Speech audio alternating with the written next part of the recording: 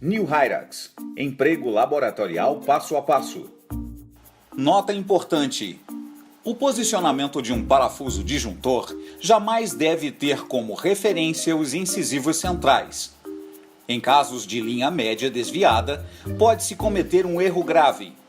Procure sempre posicionar o parafuso no meio da rafe palatina e não entre os incisivos centrais. Observe o que acontece quando o parafuso é posicionado de forma inadequada, tendo como referência a região entre os incisivos centrais. Ocorrerá uma abertura rotacional, mesializando um lado e distalizando o outro. Preste bem atenção em caso de linha média desviada para não cometer esse erro. Passo número 1. Realiza-se um traçado sagital referente à rafe palatina. Em seguida, delimita-se a posição do parafuso disjuntor referente ao centro de resistência maxilar, região dos segundos premolares ou segundos molares decíduos. Passo número 2. Realiza-se um traçado 5 mm abaixo da margem cervical dos dentes posteriores. Essa é a altura correta, onde a base do parafuso disjuntor deverá ficar. Uma altura mais baixa pode implicar em inclinações vestibulares das coroas dentais, resultando em um efeito não favorável a uma disjunção. Passo número 3. Confecciona-se os braços palatinos com fio 1,2 mm até os primeiros premolares, em casos de dentição permanente, ou até os caninos, em casos de dentição mista ou decídua. Passo número 4. Adapta-se um pequeno pedaço de cera no palato para ser útil como base de apoio nas provas de adaptação do parafuso disjuntor. Passo número 5. Dobra-se os 4 braços para cima com o alicate dobrador dos braços de Hyrax Ortholabor. O uso desse alicate permite ao profissional fazer uma dobra de forma prática, sem esforços, não danificando os braços do parafuso. Passo número 6. Face a prova do parafuso sobre a base de cera, aperta-se a base blindada do parafuso sobre a base de cera com o dedo polegar. A superfície do parafuso deve ficar plana no sentido transversal e vertical. Observe que a borda superior da base blindada fica na altura referente ao traçado de 5 mm abaixo da cervical dos dentes posteriores, conforme indicado pela ponta da espátula. A referência do posicionamento da base do parafuso ficará impressa na base da cera, sendo assim possível realizar várias provas de adaptação dos braços. Passo número 7. Adapta-se os 4 braços referentes ao centro das bandas. Em seguida, corta-se os braços referentes à parte central das bandas. Vista evidenciando a simetria de posicionamento do parafuso disjuntor conforme o protocolo ideal. Passo número 8. Inclui-se toda a estrutura utilizando-se goma de borracha protetora de soldagem. Passo número 9. Realiza-se a soldagem, em seguida, o polimento. Construção do McNamara. Passo número 1. Planejamento. O planejamento para a elaboração do aparelho disjuntor de McNamara segue os mesmos passos para o planejamento disjuntor Hyrax, respeitando os limites e as fronteiras do posicionamento do parafuso disjuntor. Passo número 2. Confecção da estrutura metálica. Elabora-se as estruturas dos blocos coronais direito e esquerdo com fio 0,9 mm. Em casos de dentição permanente, as estruturas devem envolver premolares e molares.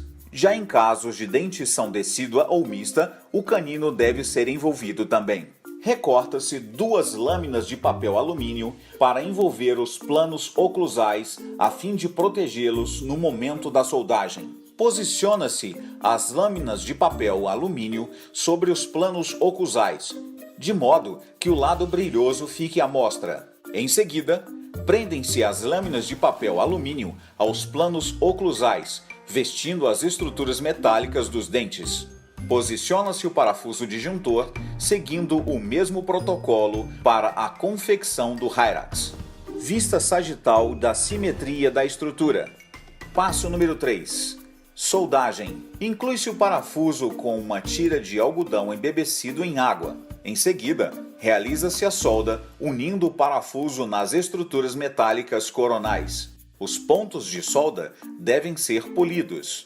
Passo número 4. Acrilização. Acriliza-se as bases oclusais na técnica de resina em pasta. Aplica-se uma pequena quantidade, primeiramente sobre os dentes posteriores. Em sequência, veste-se a estrutura metálica sobre a resina, reacondicionando-se o excesso de resina sobre a estrutura.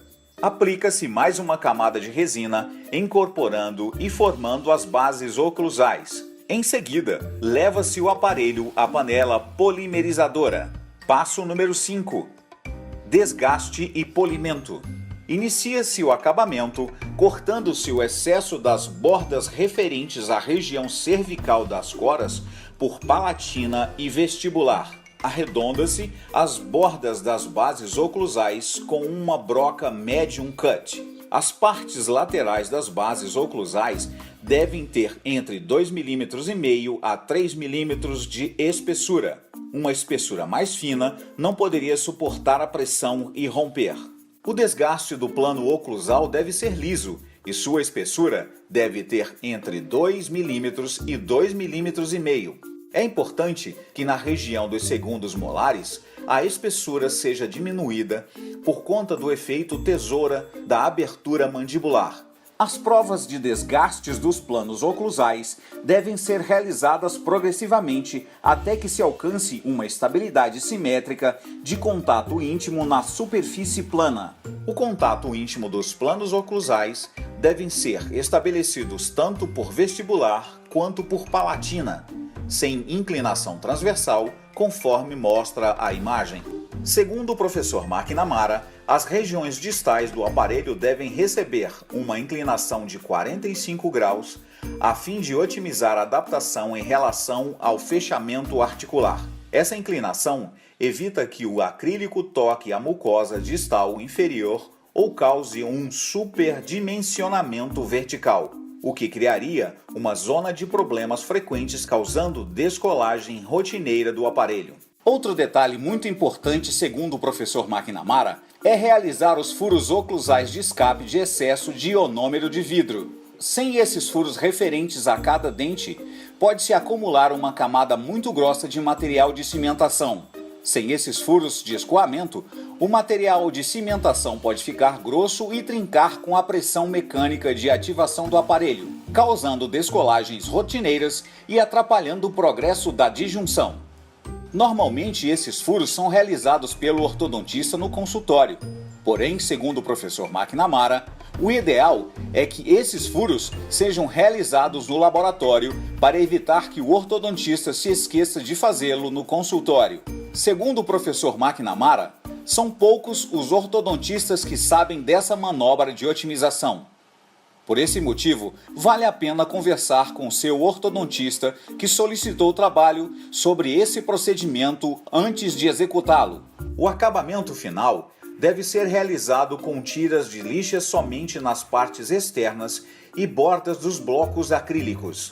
Lixar e polir as partes internas seria um erro, pois elas devem ser foscas com o propósito de promover a retenção mecânica na cimentação do aparelho. Para otimizar a retenção mecânica e cimentação, é aconselhável realizar um jato de areia internamente antes de realizar o polimento na parte externa do aparelho. O polimento externo pode ser realizado de modo fotopolimerizável ou de modo tradicional mecânico. Vista do polimento finalizado.